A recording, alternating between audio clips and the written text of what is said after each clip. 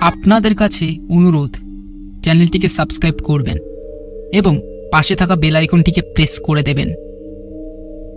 এই চ্যানেলে প্রিয় 1000 জন সদস্যের মধ্যে আপনিও হয়ে উঠুন একজন। তবে চলুন আজকের আমরা গল্পটা শুরু করি।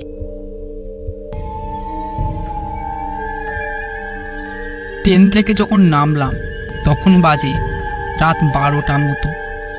স্টেশন পুরো ফাঁকা। স্টেশন থেকে বাইরে বেরিয়ে দেখলাম কোনো ভ্যান বা অটো কিছু নেই।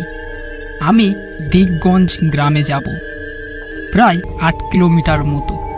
কিন্তু কি আর করা যাবে, পাশে একটা ওয়েটিং রুম ছিল। আমি সেই ওয়েটিং রুমে গিয়ে বসি।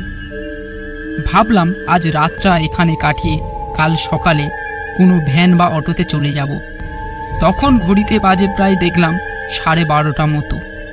বসে থাকতে থাকতে আমি সেই ওয়েটিং রুমে আমি কখন ঘুমিয়ে পড়ি। ঘুমাচ্ছিলাম, হঠাৎ একজন আমাকে ডেকে ওঠে। ও দাদা, বলছি ও দাদা, শুনতে পাচ্ছেন? আমি বললাম, হ্যাঁ বলুন, কে আপনি? আমি একজন অটো ড্রাইভার। দেখলাম আপনি অনেক দূরে থেকে এসছেন। কোথায় যাবেন দাদা? আমি বললাম, হ্যাঁ যাবো তো, দিকগঞ্জে। তুমি কি ওখানে যাবে? হ্যাঁ যাব তো, আমি তো ওদিকেই যাব। আমি থাকি ওদিকে। কার বাড়িতে যাবে তুমি? আমি বললাম, আসলে আমার পিসির বাড়িতে যাব। আচ্ছা আচ্ছা, চলো চলো, সেই যাবে যখন দিকে চলো চলো, আর দেরি করে লাভ নেই বলে আমি অটোতে গিয়ে বসলাম। তারপর সেই লোকটা অটো চালাতে শুরু করে। এইভাবে বেশ কিছুটা যাওয়ার পর আমি দেখলাম রাস্তা পুরো শুনশান, কোনো জনবসতিও নেই।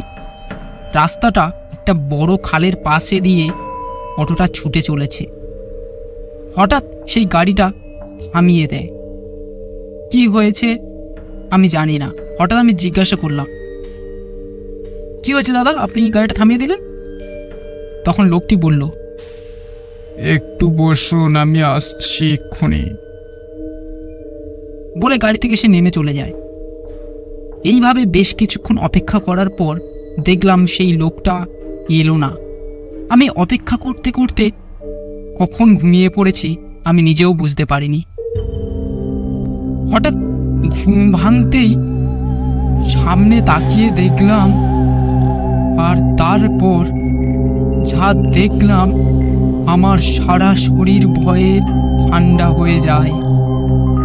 দেখি অটো নিজে নিজে চলছে, সেই লোকটি অটোতে নেই।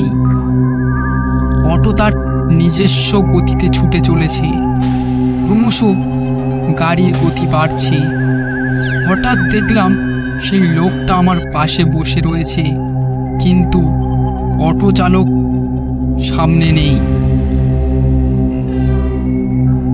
সেই লোকটা সারা শরীর দেখলাম ক্রমশ বদলে যাচ্ছে। এইভাবে পরক্ষণে দেখলাম তার শরীর কঙ্কালের আকার নেয়। আমার বোঝার মতো কোনো অবস্থা ছিল না। আমি কি করব আমি নিজেও বুঝতে পারছিলাম না। হঠাৎ আমি অটো থেকে লাফ দিই। তারপর আমি ওখান থেকে সোজা দৌড় দিই পিসির বাড়ির দিকে। তারপর আমি ছুটতে ছুটতে আমি শব্দ শুনতে পাই, হাসির শব্দ।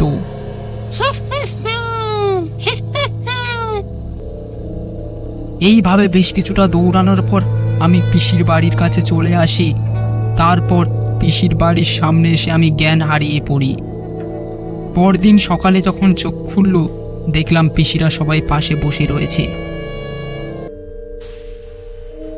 আজ আমাদের গল্পটি এটুকুই।